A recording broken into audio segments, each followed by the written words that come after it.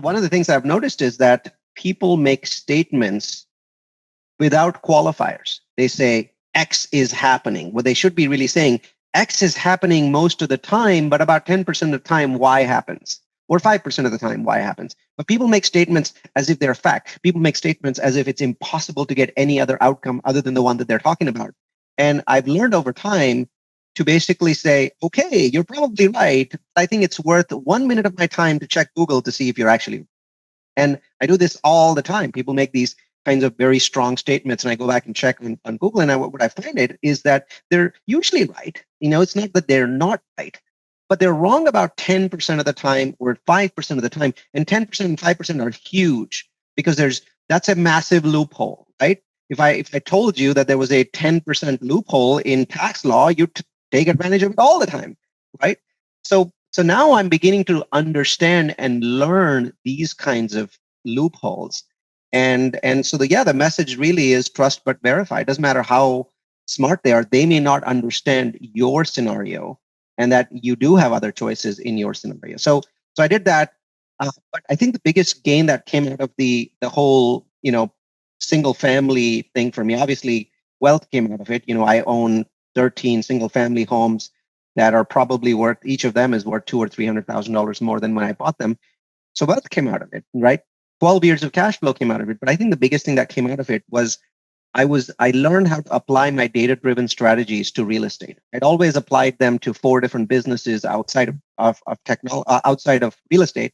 But when I applied them to real estate, I realized real estate has the highest return for use of technology and automation compared to all of my careers.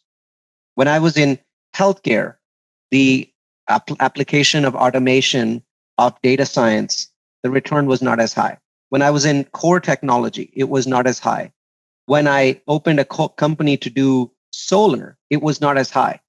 Real estate has the highest return for use of automation, use of virtual assistants, use of data science compared to anything else that I was involved in. And I learned that in those 3 or 4 years. And then I started to say, okay, well, obviously this works. How do I apply it at scale? How do I apply it to a $10 million asset and then to a $50 million asset? Now I'm applying it to $125 million assets, right? It works all the way across. So that was unique in real estate. I haven't seen anything else be so, you being able to move the needle so far by the use of automation, by the use of a virtual army. Those things are fairly unique to real estate. And I learned that. The other thing that I learned was that even though real estate is one of the biggest industries in the US, the number of people truly applying data science to it is extremely small. I'm sure there's people applying it in data science. I'm sure they're doing it better than me. But those people might be in the top 1% of the 1%. Everybody else is not applying data science, even though they could. So I created a system. One day I said to myself, I want to create not a black box, but a white box. What is a black box? You don't see what's inside of it. You just know that it gives you an output, right? And you have to be content with it. There's lots of people that charge you $25,000 a year so that you can put stuff into their black box and get an output, but they never tell you what's inside. I wanted to create a white box of rules that basically significantly improve your real estate returns. And I call that system the Real Focus System. It took me years to design it. And that system has 5 rules. They're all visible to you. Anybody can change the rules. It has an Excel spreadsheet.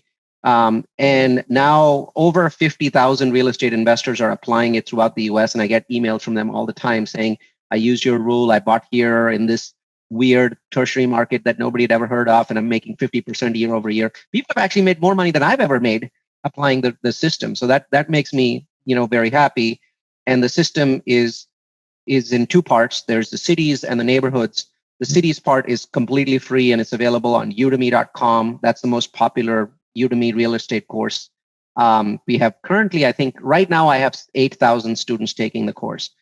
And it's completely free. There's no upsell. There's no go here and buy something. Nothing like that is provided. And then there's a second portion of the course, which is more powerful, which is, okay, so you figured out the best cities in the US. How do you figure out the best neighborhoods in the US?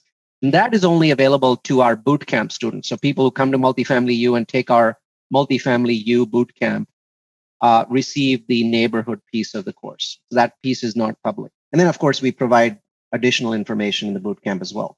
So That system took about 3 or 4 years to design. It was designed for single family, but it actually works fairly well with multifamily as well. Data tells me, firstly, that while the value add world has value, that value is diminishing. And it is pushing me away from value add, which is my core. That's what I like doing. That's my comfort zone. I want to buy old buildings. I want to rehab them. We're selling a building in about 3 months at a 60% annualized return for our investors. But there was a tweak. Why? How did we get from 19%, which was forecasted, to 60%? Well, I built 29 units that were burned down. I built those, and it spiked our NOI by about 50%. So what I'm beginning to find is that moving from value add to development is what the data is pointing me towards. Most people don't do it, and the standard argument is development is risky. So I am building a new multifamily, either for rental or for sale, and I'm building that. My build to cap is 7, so somewhere around 7. What that means is when it's built, at that point, I have the amount of money that I had to put in as equity is about 7 cap. And everywhere in the United States, syndicators are buying 40 and 50-year-old properties at sub 5 cap. Which one of those two is more risky? That is what I'm not seeing in the marketplace. People not reacting to a change in the marketplace. In 2013, I was a small investor in an early project in my career called Via de Lagos, and this was a building that another syndicator bought, and I learned from him. And we paid $22,000 for that property.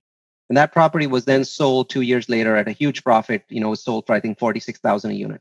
So it was 22 a unit purchase, 46 a unit sale. Lots of rehab work was done on it. And then that property was then flipped again in the mid 70s. And then now that property is probably worth a little over $100,000 a unit. My question is, has the wealth of this nation changed enough since 2013 for a $22,000 property to be worth $100,000? We all know it's not the case, right? But people are assuming that not only is this the case, that property is worth $100,000 now, they're actually assuming that in 3 or 4 years, it'll be worth 140 or 150 or 160. And one uncomfortable question that people are not addressing is, well, can't I construct a new property at 160? So why would I, 5 years from now, buy this property, which by that time is about 45 years old? Why would I buy it when I could construct one for 160,000, right? And that's the question that people are not asking. And so I'm finding that the marketplace is again beginning to resemble 2006 in terms of the challenges that it represents. So I'm pivoting, and I'm also, I'm looking at markets that nobody's heard of, like Idaho Falls. I mean, you guys have never heard of Idaho Falls. I'm sure in 2 years you're going to hear plenty about Idaho Falls when people are going to be talking about, oh, this is a great syndication market. But the data suggests that it is far and away the best market in the United States. Nothing comes close. There's a huge gap between Idaho Falls and number 2 market in the US in my mind. And I'm going there and I'm building there because it doesn't actually even make sense to go and buy there at this point in time. And I can just go out and build something.